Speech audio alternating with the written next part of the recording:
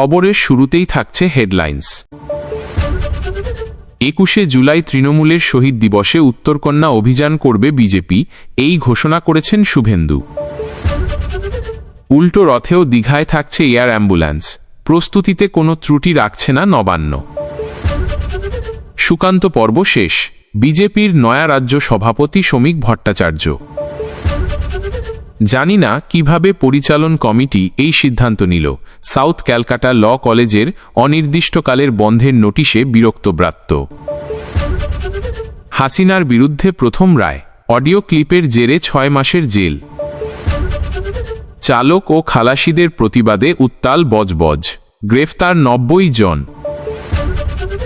ED officer সেজে 1.5 কোটি টাকা প্রতারণা, চাঞ্চল্য পূর্ব বর্ধমানে। প্যান্ট খুলে ধর্ম পরীক্ষা, যোগী সরকারের বিরুদ্ধে বিস্ফোরক ওয়েইসি। 10 বছর পর চিতপুরে প্রবীণ দম্পতিকে খুনে ফাঁসির সাজা, মৃত্যুদণ্ড দিল আর.জি. কর মামলার বিচারক। কসবায় ধর্ষণে মূল অভিযুক্তের নাম আইনজীবীদের তালিকা থেকে বাদ দিয়ে দিল রাজ্য বার কাউন্সিল, পাঠানো হবে কেন্দ্রেও। কসবা কাণ্ড, আরও 6টি ধারায় মামলা মনোজিতদের বিরুদ্ধে। পাক ইউটিউব ও ইনস্টাগ্রাম থেকে নিষেধাজ্ঞা তুলে নিতে চলেছে কেন্দ্র, আসছি বিস্তারিত খবরে। উল্টো রথেও এয়ার অ্যাম্বুলেন্স হিসাবে একটি হেলিকপ্টার ভাড়া করছে রাজ্য সরকার। এই অনুষ্ঠানে কোনো ব্যক্তি অসুস্থ হয়ে পড়লে তাকে তড়িঘড়ি কলকাতায় উড়িয়ে এনে চিকিৎসার প্রয়োজন হলে এয়ার অ্যাম্বুলেন্স ব্যবহার করা হবে, এই মর্মে নির্দেশিকা জারি করা হয়েছে। দীঘার রথযাত্রায় এয়ার অ্যাম্বুলেন্স তৈরি রাখা হয়েছিল। 25 থেকে 28 তারিখ পর্যন্ত দীঘায় এয়ার অ্যাম্বুলেন্সের ব্যবস্থা করা হয়েছিল। সেই মতোই উল্টো রথের দিন ভক্তদের কথা ভেবে মোতায়েন রাখা হচ্ছে একটি হেলিকপ্টার। পরিবহন দপ্তরের নির্দেশিকা থেকে জানা গিয়েছে 5 জুলাই উল্টো রথের দিন একটি 2টি ইঞ্জিনের হেলিকপ্টার মোতায়েন রাখার জন্য বলা হয়েছে। যে সংস্থার হেলিকপ্টার ব্যবহার করা হবে তাদেরকে ইতিমধ্যেই জানানো হয়েছে। বলা হয়েছে 4 তারিখ দুপুর থেকেই এয়ার অ্যাম্বুলেন্সটিকে মোতায়েন রাখা হবে। বুধবার উল্টো রথযাত্রা, শ্রাবণী মেলা ও মহরমের জন্য আধিকারিকদের নিয়ে প্রস্তুতি বৈঠকে বসলেন মুখ্যমন্ত্রী মমতা বন্দ্যোপাধ্যায়। তারপরই পরিবহন দপ্তরের থেকে নোটিফিকেশন দেওয়া হয়েছে। উল্লেখ্য, গঙ্গাসাগর মেলায় বিপুল ভক্তের সমাগমে ভক্তদের স্বাস্থ্যের কথা মাথায় রেখেই এয়ার অ্যাম্বুলেন্সের ব্যবস্থা করা হয়ে থাকে। দীঘায় জগন্নাথ মন্দিরে উদ্বোধনের পর প্রথম রথযাত্রায় বিপুল ভক্তের সমাগম হয়েছিল, তা মাথায় রেখে এয়ার অ্যাম্বুলেন্স রাখা হয়েছিল। এবার উল্টো রথযাত্রাতেও সেই ব্যবস্থা থাকছে। কেউ অসুস্থ হয়ে পড়লে তাকে কলকাতার হাসপাতালে নিয়ে আসার প্রয়োজন হলে যাতে সময় বিলম্ব না হয়, সেই জন্যই এই ব্যবস্থা। 11তম সভাপতি পেতে চলেছে বঙ্গ বিজেপি। 26-এর ভোটের আগে এরাজ্যে বিজেপির ব্যাটন যাচ্ছে শ্রমিক ভট্টাচার্যের হাতে। রাজ্যসভার এই সাংসদ বঙ্গ বিজেপির সভাপতি হিসেবে ঘোষণা করা হবে বৃহস্পতিবার। মঙ্গলবার পশ্চিমবঙ্গে বিজেপির সভাপতি নির্বাচনের নোটিফিকেশন জারি করা হলো। সেই নোটিফিকেশন অনুযায়ী বুধবার দুপুর 2টা থেকে বিকেল 4টের মধ্যে ছিল মনোনয়ন জমা দেওয়ার সময়সীমা। সেই সময়ের মধ্যে সভাপতি পদে মনোনয়ন জমা দিলেন শ্রমিক। আরও একজন মনোনয়ন জমা দিলেন। পদ্ধতিগত ত্রুটির কারণে সেই মনোনয়ন বাতিল হল। ফলে শ্রমিকের নাম সভাপতি হিসেবে ঘোষণা হওয়া এখন শুধু সময়ের অপেক্ষা। আজ বিজেপির রাজ্য সভাপতি নির্বাচনের রিটার্নিং অফিসার তথা বিধায়ক দীপক বর্মনের তরফে একটি প্রেস বিজ্ঞপ্তি দেওয়া হলো। সেখানে জানানো হয়, বঙ্গ বিজেপির সংগঠন পর্ব -2024 শুরু হয়েছিল গত বছর আগস্টে। আজ ছিল তার চূড়ান্ত পর্ব। আজ জাতীয় পরিষদের সদস্য হওয়ার জন্য 60 জন নেতা মনোনয়ন জমা দিয়েছেন। ওই প্রেস বিজ্ঞপ্তিতে আরও জানানো হয় যে রাজ্য সভাপতির পদে একটি মাত্র মনোনয়ন পদ্ধতিগতভাবে সঠিক হিসেবে জমা পড়েছে, তা গৃহীত হয়েছে। আগামীকাল বৃহস্পতিবার সায়েন্স সিটিতে সভাপতি নির্বাচন উপলক্ষে একটি অনুষ্ঠান করা হবে। সেখানে উপস্থিত থাকবেন কেন্দ্রীয় নির্বাচনী আধিকারিক তথা সাংসদ রবিশঙ্কর প্রসাদ সহ অন্য নেতৃত্ব। সেখানেই নয়া রাজ্য সভাপতির নাম ঘোষণা করা হবে। পাশাপাশি জাতীয় পরিষদের সদস্যদের নামও ওই অনুষ্ঠান থেকে ঘোষণা করা হবে। আজ দুপুরে মনোনয়ন জমা দিলেন রাজ্যসভার সাংসদ শ্রমিক ভট্টাচার্য। সেই সময় বিজেপির কার্যালয়ে উপস্থিত ছিলেন দলের কেন্দ্রীয় নির্বাচনী পর্যবেক্ষক তথা জাতীয় সাধারণ সম্পাদক সুনীল বনশল। এছাড়াও ছিলেন বঙ্গ বিজেপির বর্তমান সভাপতি সুকান্ত মজুমদার, বিধানসভার বিরোধী দলনেতা শুভেন্দু অধিকারী, তাদের উপস্থিতিতেই শ্রমিক ভট্টাচার্য এই ভোটের নির্বাচনী অফিসার তথা বিধায়ক দীপক বর্মন এবং সহ নির্বাচনী অফিসার বিজয় ওঝা ও মধুছন্দাকরের হাতে মনোনয়নপত্র তুলে দিলেন। পরে জানা গেল যে অম্বুজ মহান্তি নামেও এক নেতা রাজ্য সভাপতি পদে মনোনয়ন জমা দিয়েছিলেন, তবে স্ক্রুটিনির সময় ত্রুটি ধরা পড়ায় সেই মনোনয়ন বাতিল হয়ে গেল। বঙ্গ বিজেপির প্রথম সভাপতি ছিলেন হরিপদ ভারতী। 1980 থেকে 1982 সাল তিনি ওই দায়িত্ব সামলেছেন। দ্বিতীয় সভাপতি হলেন বিষ্ণুকান্ত শাস্ত্রী। তিনি 2 দফায় এই দায়িত্ব সামলান। প্রথম দফায় 1982 থেকে 1986 এবং দ্বিতীয় দফায় 1995 থেকে 1997 তিনি বিজেপির সভাপতি পদে ছিলেন। এ রাজ্যে বিজেপির তৃতীয় সভাপতির নাম সুকুমার বন্দ্যোপাধ্যায়। তিনিও 2 দফায় বঙ্গ বিজেপির অধিনায়ক ছিলেন। প্রথমে 1986 থেকে 1991 সাল এবং পরে 2006 থেকে 2008 সাল পর্যন্ত এই পদে ছিলেন। তপন শিকদার ছিলেন বিজেপির চতুর্থ সভাপতি। তিনিও 2 দফায় বিজেপির সভাপতিত্ব করেন। 1991 থেকে 1995 এবং 1997 থেকে 1999 তিনি এরাজ্যে বিজেপির সভাপতি ছিলেন। 1999 সালে সভাপতি হলেন অসীম ঘোষ। তিনি এরাজ্যে বিজেপির 5ম সভাপতি। 2002 সালে তার বদলে তথাগত রায় ষষ্ঠ সভাপতিকে দায়িত্ব দেওয়া হল। 2008 থেকে 2009 সাল পর্যন্ত বঙ্গ বিজেপির সভাপতি ছিলেন সত্যব্রত মুখোপাধ্যায় সপ্তম। অষ্টম সভাপতি হিসেবে 2009 সালে দায়িত্ব পেলেন রাহুল সিনহা। তার জায়গায় 2015 সালে সভাপতি করা হল দিলীপ ঘোষকে নবম। তিনি 2021 সাল পর্যন্ত ওই পদে ছিলেন। এরপর দায়িত্ব দেওয়া হল সুকান্ত মজুমদারকে। তিনি ছিলেন 10ম সভাপতি। এবার দায়িত্ব পেতে চলেছেন শ্রমিক ভট্টাচার্য। আগামী বছর 2026 সালে পশ্চিমবঙ্গে বিধানসভা নির্বাচন। ফলে শ্রমিক ভট্টাচার্যর কাছে প্রধান চ্যালেঞ্জ হবে এই ভোটে বিজেপিকে সাফল্য এনে দেওয়া। এরাজ্যে বিধানসভার মোট আসন 294। এখানে সরকার গড়তে গেলে প্রয়োজন অন্তত 148 আসনে জয়। 2019-এর লোকসভা নির্বাচনে বিজেপি বাংলায় 18টি আসনে জয়ী হয়। সেই ভোটের নিরিখে বিধানসভায় বিজেপি প্রায় 120টি আসনে এগিয়েছিল। 2021 সালের বিধানসভা ভোটে সেই সংখ্যার থেকে 40-এর কম আসন 77টিতে জয়ী হয় বিজেপি। 19-এর ফলাফল বিজেপি 24-এর লোকসভা ভোটে ধরে রাখতে পারল না। এখন বাংলা থেকে লোকসভায় বিজেপির সাংসদ সংখ্যা 12। ওই ভোটের ফলের নিরিখে বাংলায় বিজেপির প্রায় 90টি বিধানসভা আসনে এগিয়ে। এই পরিসংখ্যানকে মাপকাঠি ধরলে বাংলায় সরকার গড়তে হলে 26-এর ভোটে নয়া সভাপতির নেতৃত্বে বিজেপিকে আরও 60টি আসনে জিততে হবে। রাজনৈতিক পর্যবেক্ষকদের মতে সেটা সম্ভব করতে হলে বিজেপির নয়া সভাপতিকে প্রথমেই সংগঠনের ফাটল মেরামতে মন দিতে হবে। কারণ মণ্ডল সভাপতি থেকে জেলা সভাপতি যখনই বিজেপির সাংগঠনিক রদবদল হয় তখনই প্রকাশ্যে চলে আসে গোষ্ঠীদ্বন্দ্ব। ভোটে ভালো ফল করতে হলে সব গোষ্ঠীকে একত্রিত করাটা জরুরি। গেরুয়া শিবিরের একটি অংশের বক্তব্য, শ্রমিক ভট্টাচার্য বিজেপির পুরনো নেতাদের মধ্যে অন্যতম। তিনি নির্বিরোধী বলেও পরিচিত। ফলে বিবাদমান গোষ্ঠীগুলিকে একত্রিত করার কাজ তার পক্ষে করা সম্ভব হতে পারে। তবে শেষ পর্যন্ত কি হবে তা তো সময়ই বলবে। সেই উত্তরের উপরই কার্যত নির্ভর করছে 26-এর ভোটে বিজেপির সাফল্য। আজ শিল্পশহরে দুর্গাপুরে গিয়ে বঙ্গ বিজেপির নয়া সভাপতিকে নিয়ে প্রতিক্রিয়া দিলেন প্রাক্তন রাজ্য সভাপতি দিলীপ ঘোষ। তিনি বলেন, আমার সঙ্গে শ্রমিকদার সঙ্গে কথা হয়েছে, তাকে শুভেচ্ছা জানিয়েছি। কাজ করতে কোনো অসুবিধা নেই। তিনি অত্যন্ত অভিজ্ঞ একজন নেতা। আগামী বিধানসভা নির্বাচনে স্বাভাবিকভাবেই তিনি আমাদের দলের নেতা হিসাবে দলের মুখ। তিনি আরও বলেন, আমি এই মুহূর্তে পার্টির কোনো পদে নেই, আমি একজন সাধারণ কর্মী। তাই সাধারণ কর্মীদের পাশেই আমি আছি। পার্টি যদি কোনো দায়িত্ব আমায় দেয় তাহলে আমি তা পালন করব। কসবায় গণধর্ষণ কাণ্ডে মূল অভিযুক্তের নাম আইনজীবীদের তালিকা থেকে বাদ দিয়ে দিল রাজ্য বার কাউন্সিল। কেন্দ্রীয় বার কাউন্সিলেও এই সিদ্ধান্ত পাঠানো হবে বলে জানিয়েছেন রাজ্য বার কাউন্সিলের চেয়ারম্যান অশোক কুমার দেব। কসবায় ধর্ষণের ঘটনায় যে বিতর্ক তৈরি হয়েছে তার প্রেক্ষিতেই এই সিদ্ধান্ত। মূল অভিযুক্ত সহ 4 জনকে এই ঘটনায় গ্রেফতার করেছে পুলিশ। কলকাতা পুলিশের বিশেষ তদন্তকারী দল তদন্ত চালাচ্ছে। সঙ্গে তদন্তের ভার দেওয়া হয়েছে গোয়েন্দা বিভাগকেও। কসবার সাউথ ক্যালকাটা ল কলেজের ক্যাম্পাসের ভিতরে ধর্ষণের অভিযোগ তুলেছেন ওই কলেজের এক ছাত্রী। মূল অভিযোগ যার বিরুদ্ধে তিনি কলেজের প্রাক্তনী এবং অস্থায়ী কর্মী।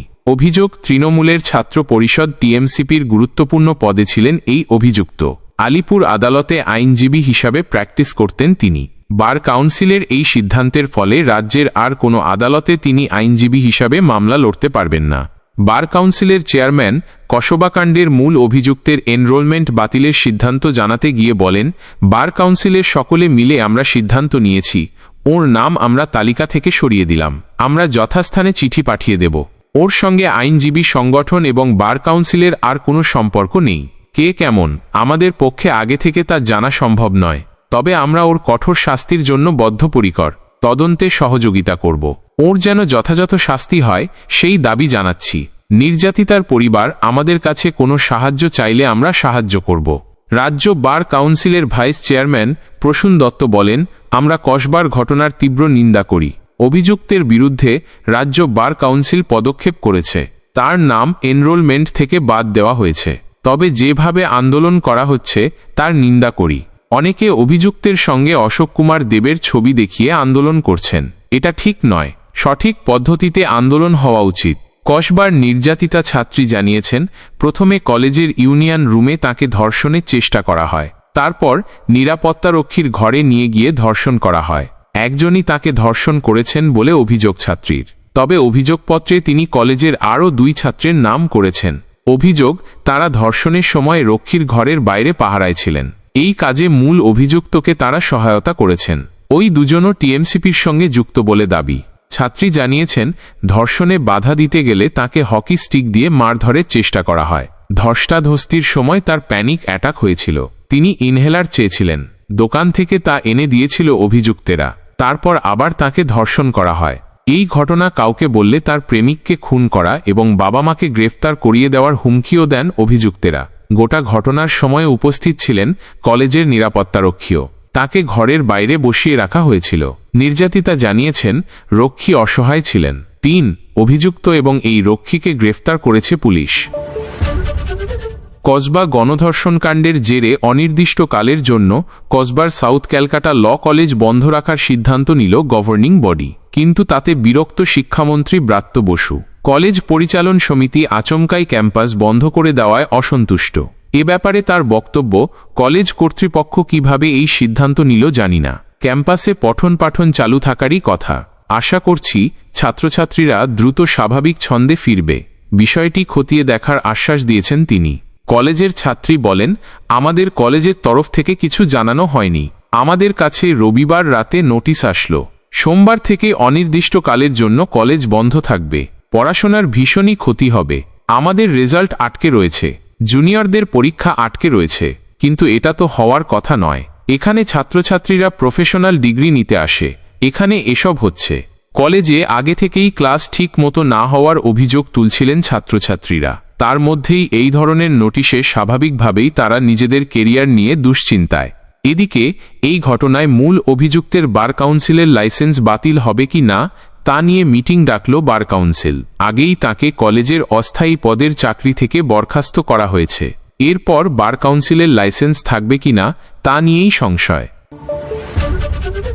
আদালত অবমাননার অপরাধে ক্ষমতাচ্যুত প্রধানমন্ত্রী শেখ হাসিনাকে 6 মাস কারাবাসের সাজা শোনাল বাংলাদেশের আদালত। বাংলাদেশের সংবাদপত্র ডেইলি স্টারে প্রকাশিত খবর অনুযায়ী বুধবার বিচারপতি মোহাম্মদ গোলাম মর্তুজা মজুমদারের নেতৃত্বে 3 সদস্যের ট্রাইব্যুনাল আওয়ামী লীগ নেত্রীকে এই সাজা শুনিয়েছে। দেশ ছাড়ার পর এই প্রথম কোনো মামলায় 77 বছর বয়সী হাসিনাকে সাজা শোনাল বাংলাদেশের আদালত। কয়েক মাস আগে আওয়ামী লীগ নেত্রী হাসিনা ও নিষিদ্ধ ছাত্রলীগ নেতা সাকিব আলম বুলবুলের কথোপকথনের একটি অডিও ভাইরাল হয়। সেই অডিওর জেরে আদালত অবমাননার অপরাধে দোষী সাব্যস্ত হয়েছেন দুজনেই। ক্ষমতাচ্যুত প্রধানমন্ত্রীর পাশাপাশি পলাতক ছাত্রনেতাকেও 2 মাসের কারাদণ্ডের সাজা দিয়েছে আন্তর্জাতিক অপরাধ ট্রাইব্যুনাল আইসিটি। গত বছরের 5 আগস্ট গণঅভ্যুত্থানের জেরে বাংলাদেশ ছেড়ে ভারতে আশ্রয় নিয়েছেন ক্ষমতাচ্যুত প্রধানমন্ত্রী শেখ হাসিনা। তারপর থেকে তিনি ভারতেই রয়েছেন বলে খবর। তার অনুপস্থিতিতে তার বিরুদ্ধে মানবতা বিরোধী অপরাধ সংগঠনের গুরুতর অভিযোগের মামলা শুরু হয়েছে বাংলাদেশে। আজ প্রধান সরকারি কৌঁসুলি মোহাম্মদ তাজুল ইসলাম সাংবাদিকদের জানান, গত বছর আগস্টে হাসিনা ক্ষমতাচ্যুত হওয়ার পর এই প্রথম তার বিরুদ্ধে সাজা ঘোষণা হল।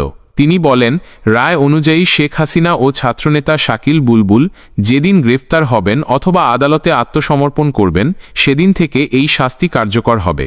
বিচারপতিরা মনে করেন, হাসিনার মন্তব্য মামলাকারী এবং সাক্ষীদের মধ্যে একটা আতঙ্কের পরিবেশ সৃষ্টি করেছে। এদিকে শেখ হাসিনার হয়ে মামলা লড়ার জন্য এক আইনজীবীকে নিযুক্ত করেছে অন্তর্বর্তী প্রশাসন। মঙ্গলবারের শুনানিতে তিনি হাসিনার বিরুদ্ধে মানবতা বিরোধী অপরাধের অভিযোগ অস্বীকার করেছেন। এর পাশাপাশি সোমবার জুলাই বিপ্লবের প্রতিবাদী ছাত্র আবু সৈয়দের হত্যার মামলার বিচার প্রক্রিয়া শুরু হল আন্তর্জাতিক অপরাধ ট্রাইব্যুনালে। সেদিনই ভারতে আশ্রয় নেওয়া হাসিনাকে পলাতক ঘোষণা করল আদালত। গত বছর জুলাই মাসে আওয়ামী লীগ সরকারের বিরুদ্ধে বৈষম্য বিরোধী ছাত্র আন্দোলনে এসএডি উত্তপ্ত হয়ে উঠল সারা বাংলাদেশ। এই আন্দোলনের সময় উত্তর পশ্চিমে অবস্থিত রংপুর বিশ্ববিদ্যালয়ের ছাত্র আবু সৈয়দকে হত্যা করা হয় বলে অভিযোগ।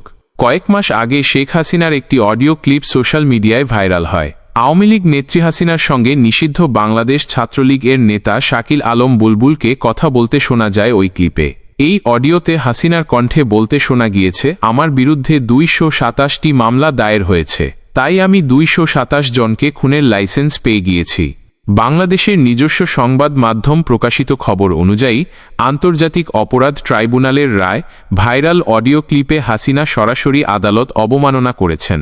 এই মামলার চূড়ান্ত শুনানিতে আজ ক্ষমতাচ্যুত প্রধানমন্ত্রীকে 6 মাসের জেল হেফাজতের সাজা দিল আদালত। পাশাপাশি ওই ছাত্রনেতা শাকিল আলমকে দোষী সাব্যস্ত করে 2 মাসের কারাবাসের সাজা দিয়েছে আন্তর্জাতিক অপরাধ ট্রাইব্যুনাল আইসিটি। 1971 সালে বাংলাদেশের মুক্তিযুদ্ধের সময় পাকিস্তানের সেনাবাহিনী ও তাদের সহযোগীদের বিচারের জন্য আন্তর্জাতিক অপরাধ ট্রাইব্যুনাল প্রতিষ্ঠিত হয়েছিল। গত বছরের 5 আগস্ট দেশ ছাড়ার 3 দিন পর 8 তারিখে অন্তর্বর্তী প্রশাসন গঠিত হল। শান্তিতে নোবেলজয়ী অর্থনীতিবিদ মোহাম্মদ ইউনুস প্যারিস থেকে দেশে ফিরে প্রধান উপদেষ্টার দায়িত্বভার গ্রহণ করেন। এরপরই ব্যাপক রাজনৈতিক পট পরিবর্তন হল বাংলাদেশে। আওয়ামী লীগের নেতা, ছাত্রনেতা, সরকারি কর্মী, দলের কর্মীদের অনেকেই দেশ ছাড়লেন। যারা দেশে ছিলেন তাদের কয়েকজনকে গ্রেফতার করল ইউনুস প্রশাসন। অনেকে এখনও আত্মগোপন করে আছেন। জুলাই বিপ্লবে মানবিকতা বিরোধী গণহত্যা, অপহরণ, খুনের মতো গুরুতর অভিযোগে শেখ হাসিনার বিরুদ্ধে একাধিক মামলা দায়ের হয়েছে। বকেয়া মজুরির দাবিতে বিক্ষোভ, চালক ও খালাসিদের প্রতিবাদে উত্তাল বজবজ। বিক্ষোভের মাঝে এলপিজি সিলিন্ডারের ক্যাপ খুলে বিক্ষোভ দেখানোর অভিযোগ। এর জেরে সিলিন্ডার থেকে নির্গত গ্যাস চারিদিকে ছড়িয়ে পড়ল। ঘটনায় চাঞ্চল্য ছড়ালো এলাকায়। তৈরি হয়েছিল দুর্ঘটনার আশঙ্কাও। অবশেষে পুলিশ এসে পরিস্থিতি নিয়ন্ত্রণে আনল। গ্রেপ্তার করা হল 90 জন বিক্ষোভকারীকে। বিক্ষোভকারীদের পরিবারের অভিযোগ, বজবজে ইন্ডিয়ান অয়েলের বটলিং প্ল্যান্টের চালক ও খালাসিদের অনেক দিন ধরে মজুরি দেওয়া হচ্ছে না। এ নিয়ে কর্তৃপক্ষের সঙ্গে কথাও হয়েছিল তাদের। মঙ্গলবার এ নিয়ে কর্তৃপক্ষ ও কর্মীদের মধ্যে একটি বৈঠক হয়েছে। তবে অভিযোগ, সেই বৈঠক চলাকালীন বেশ কিছু চালক ও খালাসিদের মারধর করা হলো, যা নিয়ে ক্ষোভে ফেটে পড়ে বিক্ষোভ দেখাতে শুরু করল তারা। বজবজ পূজালী রোডে বিক্ষোভ চলাকালীন ভর্তি সিলিন্ডারের ক্যাপ খুলে দেওয়ার অভিযোগ উঠল বিক্ষোভকারীদের বিরুদ্ধে। সেই সময় সিলিন্ডার থেকে গ্যাস নির্গত হওয়ায় আতঙ্ক ছড়ালো এলাকায়। খবর পেয়ে সেখানে আসলো বজবজ থানার পুলিশ ও ডায়মন্ড হারবার জেলা পুলিশের এসপি রাহুল গোস্বামী। বিক্ষোভ থামাতে নামানো হল র্যাফ। ঘটনায় 90 জনকে গ্রেফতার করল পুলিশ। এখনও অপ্রীতিকর পরিস্থিতি এড়াতে সেখানে মোতায়েন রয়েছে অতিরিক্ত পুলিশ বাহিনী। এলাকায় বাহিনী টহল দিচ্ছে বলেও জানা গিয়েছে। এই ঘটনা নিয়ে শুভেন্দু অধিকারী বলেন, বিক্ষোভে শ্রমিকরা সিলিন্ডার থেকে গ্যাস রাস্তায় ছেড়ে দিয়েছিল, তা ভয়াবহ রূপ নিতে পারত। একটি আগুনের স্ফুলিঙ্গে ভয়াবহ অগ্নিকাণ্ডের ঘটনা ঘটতে পারত। ইডি অফিসার সেজে প্রতারণার অভিযোগ। বুধবার সকালে উত্তাল পূর্ব বর্ধমানের রায়না থানা এলাকার খেমতা গ্রাম। অভিযুক্তের নাম শেখ জিন্নার আলী। ইডির নাম করে এক বালি ব্যবসায়ীর থেকে প্রায় 1.5 কোটি টাকা আদায়ের অভিযোগ উঠেছে তার বিরুদ্ধে। ঘটনার পরপরই অভিযুক্তের বাড়িতে হাজির হলেন আসল ইডি অফিসাররা। এরপরই শুরু হলো তল্লাশি। স্থানীয় সূত্রে খবর, বুধবার সকালে 6-7টি গাড়িতে করে ইডির আধিকারিকরা বিপুল সংখ্যক কেন্দ্রীয় বাহিনী নিয়ে খেমতা গ্রামে শেখ জিন্নার আলীর বাড়িতে পৌঁছালেন। এরপরই কেন্দ্রীয় বাহিনী অভিযুক্তের বাড়ি ঘিরে ফেলল এবং ইডি আধিকারিকরা বাড়ির ভিতরে প্রবেশ করে তল্লাশি অভিযান শুরু করলেন। অভিযোগ, জিন্নার আলী তার ভুয়ো পরিচয়ের সুযোগ নিয়ে এক বালি ব্যবসায়ীর ওপর চাপ সৃষ্টি করেছিল। প্রায় 1.5 কোটি টাকার প্রতারণা করা হয়েছে বলে দাবি অভিযোগকারীর। শুধু এখানেই শেষ নয়, অভিযুক্তের বিরুদ্ধে একাধিক ব্যক্তিগত ও পারিবারিক অভিযোগও রয়েছে। এই ঘটনা নিয়ে বালি ব্যবসায়ী জানিয়েছেন, শেখ জিন্নার আলী নিজেকে ইডি অফিসার হিসেবে পরিচয় দিয়ে তার কাছ থেকে 1.5 কোটি টাকা আদায় করেছেন। শুধু তাই নয়, বালি ব্যবসায়ী আরও দাবি করেছেন, জিন্না আলী তাকে একাধিকবার হুমকি দিয়ে সিজিও কমপ্লেক্সে হাজির হতে বাধ্য করার চেষ্টা করেন। সূত্রের খবর, শেখ জিন্নার আলীর বিরুদ্ধে প্রথম স্ত্রীকে শারীরিক ও মানসিক নির্যাতন করার অভিযোগও রয়েছে। সেই কারণে ডিভোর্স হয় তাদের। এরপর দ্বিতীয় বিয়ের পরেও একই ধরনের নির্যাতনের অভিযোগে মামলা চলছে অভিযুক্তের বিরুদ্ধে। এই সমস্ত অভিযোগের পরিপ্রেক্ষিতেই আজ ইডির পক্ষ থেকে অভিযান চালানো হলো বলে অনুমান। স্থানীয় সূত্রের দাবি, অভিযুক্ত শেখ জিন্না আলীর বিভিন্ন সরকারি দফতরের কিছু অসাধু অফিসারের সঙ্গে যোগসূত্র রয়েছে। বিশেষ করে কাস্টমস দফতরের কিছু কর্মীর সঙ্গে তার সখ্যতা ছিল বলেও অভিযোগ। সেই প্রভাব খাটিয়েই একের পর এক প্রতারণা করেছেন তিনি।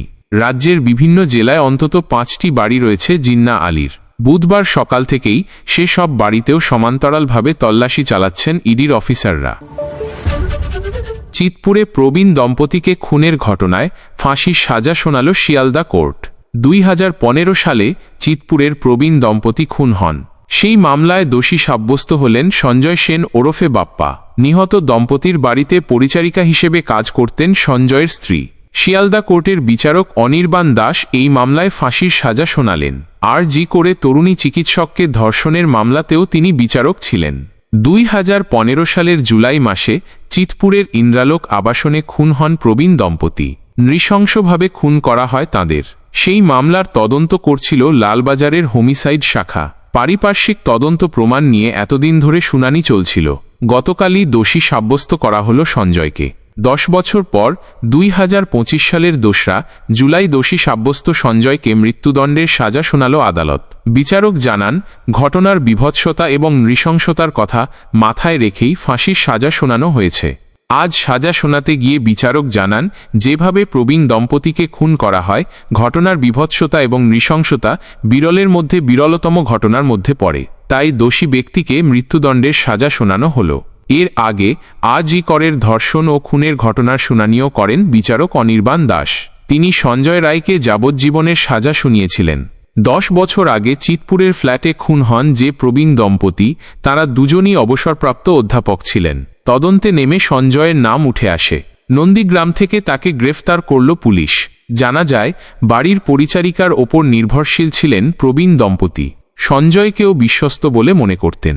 কিন্তু তদন্তকারীরা জানান, লোহার পাইপ দিয়ে প্রবীণ দম্পতির মুখ থেঁতলে দিয়েছিল সঞ্জয়। পুকুর থেকে সেই পাইপ উদ্ধারও করলেন তদন্তকারীরা। সঞ্জয়ের কঠোর শাস্তি দাবি করেন সরকারি আইনজীবী। জানান, পেশায় রিকশাচালক সঞ্জয়কে বিশ্বাস করতেন প্রবীণ দম্পতি। নানাভাবে তাকে সাহায্যও করতেন তারা। ওই দম্পতির একটি ঘরে সঞ্জয় থাকতে চাওয়াতেই অশান্তি শুরু হয়। তাদের বিশ্বাসের সুযোগ নিয়ে অপরাধ ঘটায়। ওই দম্পতি কখন পেনশন তুলতে যান, সব জানা ছিল তার।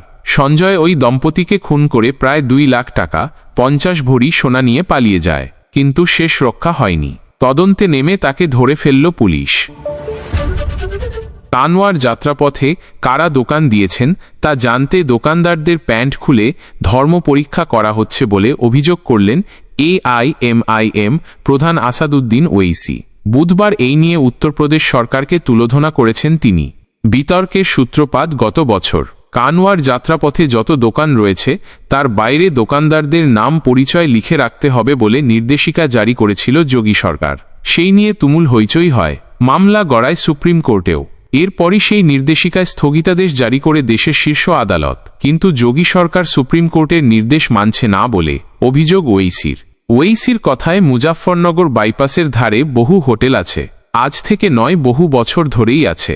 কানওয়ার যাত্রাও নতুন শুরু হয়নি, দীর্ঘ দিন ধরে চলে আসছে। তাহলে এখন কেন এসব হচ্ছে? কেন হোটেল মালিকদের আধার কার্ড চাওয়া হচ্ছে? কেন প্যান্ট খুলতে বলা হচ্ছে দোকানদারদের? পুলিশের বিরুদ্ধেও নিষ্ক্রিয়তার অভিযোগ তুলেছেন AIMIM সুপ্রিমো। তার কথায়, পুলিশের উচিত নিজের কাজ করা। যারা দোকানদারদের হয়রানি করছে তাদের গ্রেফতার করা। এরা নাটক করছে, সুপ্রিম কোর্টের আদেশ মানছে না। তিনি প্রশ্ন তোলেন, কারো দোকানে ঢুকে তার ধর্ম জানতে চাওয়া কি ঠিক? সরকার কিছু করছে না কেন? আগামী 11 জুলাই থেকে শুরু হবে কানওয়ার যাত্রা, চলবে 23 জুলাই পর্যন্ত। গঙ্গা থেকে জল নিয়ে শিব মন্দিরে যাবেন ভক্তেরা।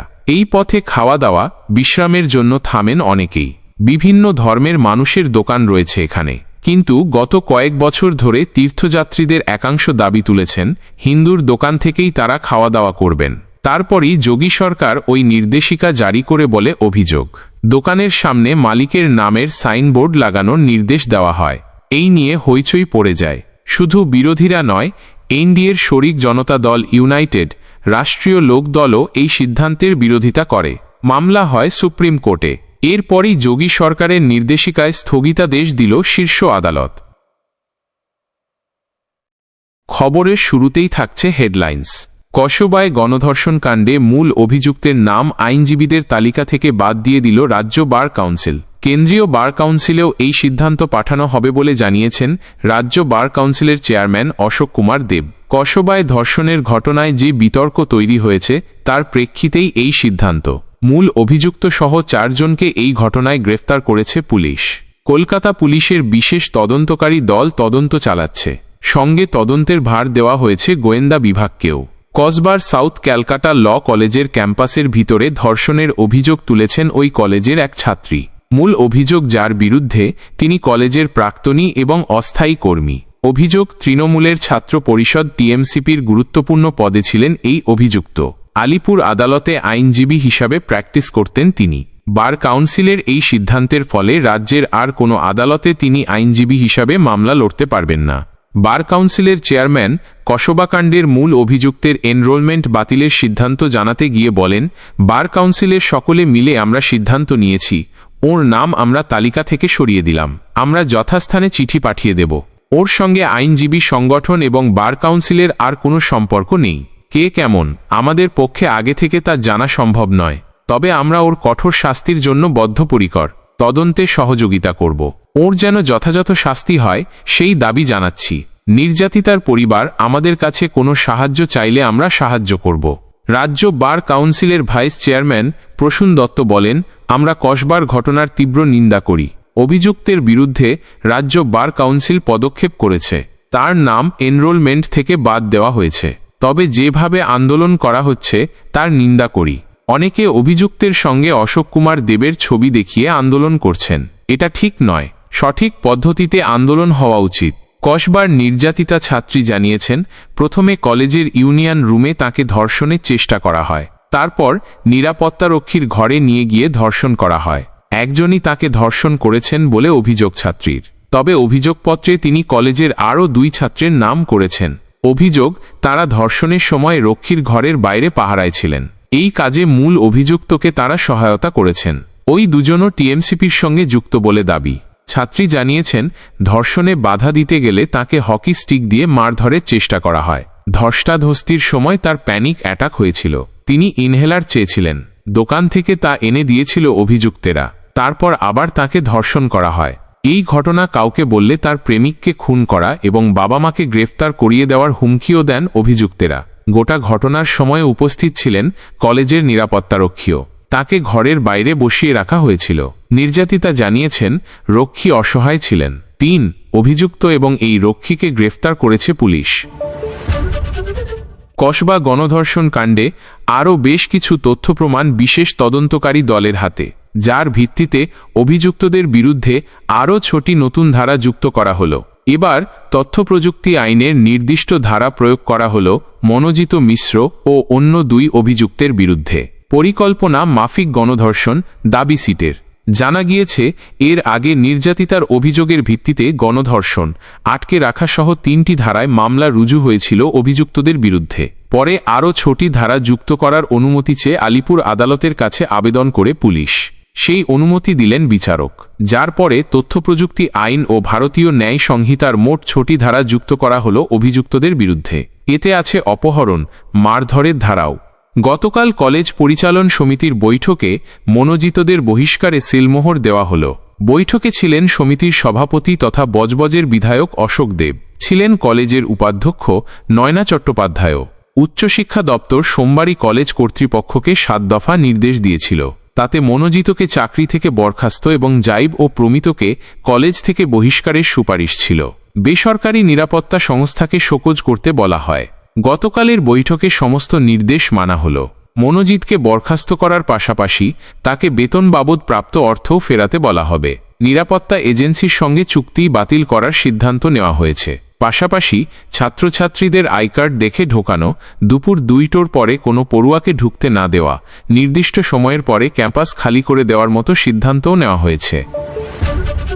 পহেলগাম হত্যাকাণ্ড ও অপারেশন সিঁদুরের পর পাকিস্তানের একাধিক ইউটিউব চ্যানেল বন্ধ করেছিল কেন্দ্রীয় সরকার। এই চ্যানেলগুলোর বিরুদ্ধে ভারত বিরোধী প্রচারের অভিযোগ উঠেছিল সেই সময়। এই ভয়াবহ হত্যাকাণ্ডের 1 মাস পর ধীরে ধীরে এই অ্যাকাউন্টগুলোর ওপর থেকে নিষেধাজ্ঞা তুলে নিচ্ছে সরকার। প্রশ্ন উঠছে, কিন্তু কেন?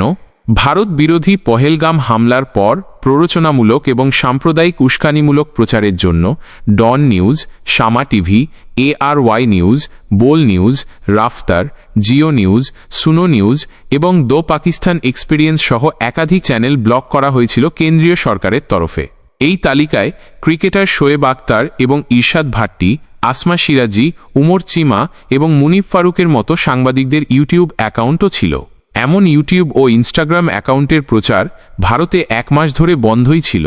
তবে সূত্রের খবর, ব্লক হওয়া ইউটিউব ও ইনস্টাগ্রাম এই অ্যাকাউন্টগুলোকে আনব্লক করা হচ্ছে। এমনটা স্বরাষ্ট্র মন্ত্রকের পরামর্শেই হচ্ছে বলে সূত্রের খবর। এখন প্রশ্ন উঠছে, তাহলে কি ভারত পাকিস্তানের সম্পর্ক ধীরে ধীরে ঠিক হচ্ছে? নানা মহল থেকে প্রশ্ন উঠছে যে হঠাৎ করে এমন সিদ্ধান্ত কেন?